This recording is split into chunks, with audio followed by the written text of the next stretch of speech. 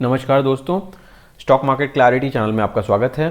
तो दोस्तों, इस वीडियो में हम बात करने वाले हैं स्पाइस जेट से जुड़ी एक स्लाइटली पॉजिटिव खबर के बारे में, जिसकी वजह से स्पाइस जेट के शेयर में एक थोड़ा सा उछाल आया और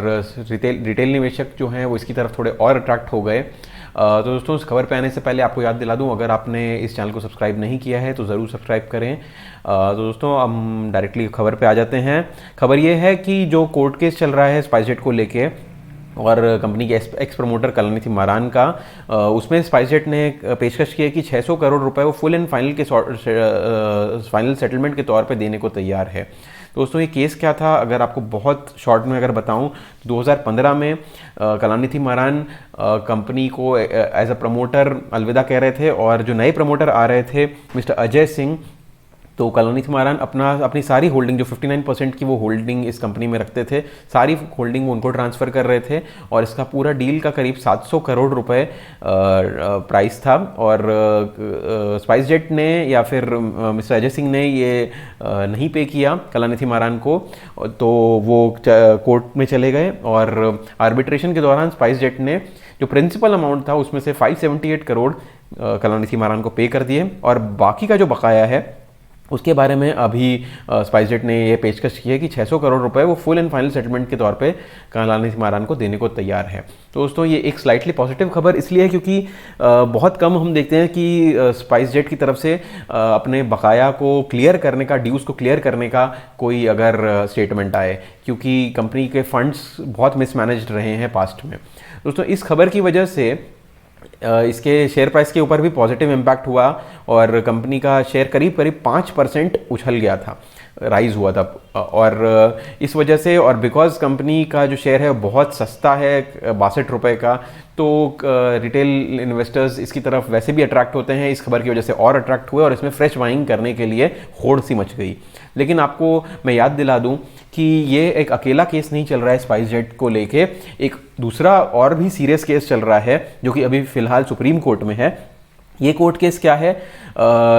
इसके बारे में बहुत आपको ब्रीफ में अगर मैं बताऊं तो 2011 में स्पाइस जेट ने यूरोप की कंपनी एसटी टेक्निक्स के साथ एक डील की थी कि वो स्पाइस जेट के एयरक्राफ्ट का मेंटेनेंस करेगी। डील साइन हो गई, सब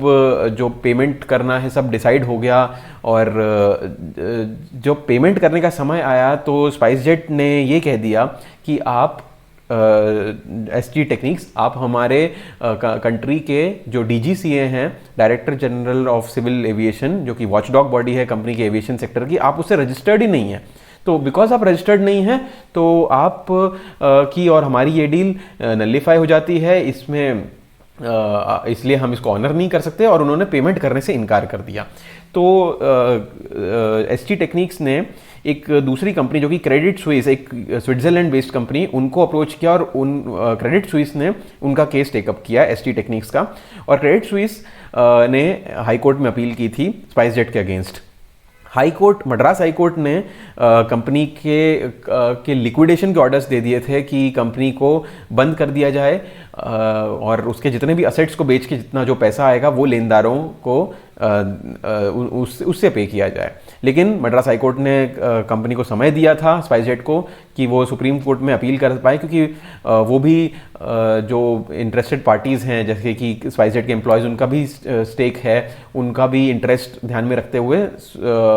मद्रास हाई कोर्ट ने ऐसा फैसला दिया। तो स्पाइस जेट ने सुप्रीम कोर्ट में अपील किया, चैलेंज किया उस नतीजे को, और सुप्रीम कोर्ट ने दो टूक शब्दों में डांट लगाई है स्पाइस जेट को। उन्होंने कहा है कि क्या आपको अपना बिजनेस चलाना भी है या नहीं। तो दोस्तों, आपको मैंने ये केस किस वजह से था क्रेडिट स्विस के साथ, ये मैंने आपको बता दिया। इसमें आपको कंपनी का इंटेंशन, मैनेजमेंट का इंटेंशन नज़र आ जाता है। आपको अगर कोर्ट ने इसके बारे में कैसा व्यू लिया है तो आप अपने स्क्रीन पे देख सकते हैं। आप स्क्रीनशॉट लेके पॉज करके वीडियो को पढ़ भी सकते हैं कि कोर्ट के या जो जज थे उनके एग्जैक्ट वर्ड्स क्या थे इसको लेके। बहुत उन्होंने बिल्कुल अपने शब्दों को रोका नहीं है और उन्होंने कुछ ऐसी बातें कही है कि कंपनी के मैनेजमेंट पे बहुत सवाल उठते हैं। तो दोस्तों, इसके बाद जस्ट एक फॉर्मेलिटी के तौर पे हम कंपनी का परफॉर्मेंस देख लेते हैं कि कैसा परफॉर्म कर रही है इन कोर्ट केसेस के अलावा अपने बिजनेस में कैसा कर रही है कंपनी। तो हम देख सकते हैं कि प्रॉफिट है ही नहीं कंपनी का, पिछले कई क्वार्टर्स से कंपनी नेगेटिव में चल रही है, कंपनी के नेट प्रॉफिट नेगेटिव में है, लॉस में चल रही है कंपनी। इसके अलावा कंपनी का जो शेयर होल्डिंग पैटर्न है आप देख सकते हैं, कंपनी के शेयर होल्डर्स जो प्रमोटर्स हैं वो 59% की होल्डिंग रखते हैं, जिसमें से 43% प्लेज्ड है, गिरवी की हुई है,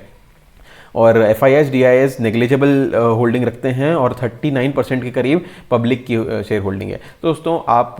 शेयर होल्डिंग पैटर्न में आपने एक चीज़ नोटिस कर ली होगी कि शेयर होल्डिंग जो है वो गिरवी रखी हुई है, कंपनी अपना बिजनेस सही तरीके से नहीं कर रही है, लॉसेज में है। कंपनी का मैनेजमेंट का इंटेंशन आप देख रहे हैं इस कोर्ट केस के बारे में जो मैंने आपको बताया, तो वो इंटेंशन दर्शाता है कि मैनेजमेंट किस तरह का सोच रखता है। और आपने कोर्ट का भी आपने फैसला देख लिया, कोर्ट ने इसके बारे में इनको समय दिया है फिर भी कि आप पैसे जो हैं आप इसको दे रहे हैं, या तो दीजिए या तो आपको हम बंद कर देंगे और आपके असेट्स बेच के आपके जो लेनदार हैं उनको पे करेंगे। तो दोस्तों इस सब चीज़ों से हमें समझ में आता है कि क्लियरली दिखाई देता है कि स्पाइसजेट या ऐसी किसी भी कंपनी में अपने पैसे लगाना, अपना हार्ड अर्न मनी लगाना खतरे से खाली नहीं है, और ऐसा कोई भी डिसीजन हमें नहीं लेना चाहिए अपने पैसों से रिलेटेड, अपने मेहनत के पैसों से रिलेटेड। हमारे पास बहुत अच्छी अच्छी कंपनीज़ हैं स्टॉक मार्केट में, फंडामेंटली स्ट्रॉन्ग कंपनीज़ हैं और जिनकी अच्छी रेप्यूटेशन है, जिनका मैनेजमेंट का अच्छा विजन है, ऐसी कैसी कंपनीज़ हैं। तो हम उनमें पैसे लगाने के बजाय हमें ऐसी कंपनीज़ में पैसे लगाने की कतई ज़रूरत नहीं है। तो दोस्तों ये था वीडियो स्पाइसजेट से रिलेटेड इस अपडेट के बारे में। अगर आपको वीडियो अच्छा लगा हो तो वीडियो को लाइक करें, चैनल को सब्सक्राइब करें। इसी तरह के एक दूसरे वीडियो में हम मिलेंगे। Thank you so much.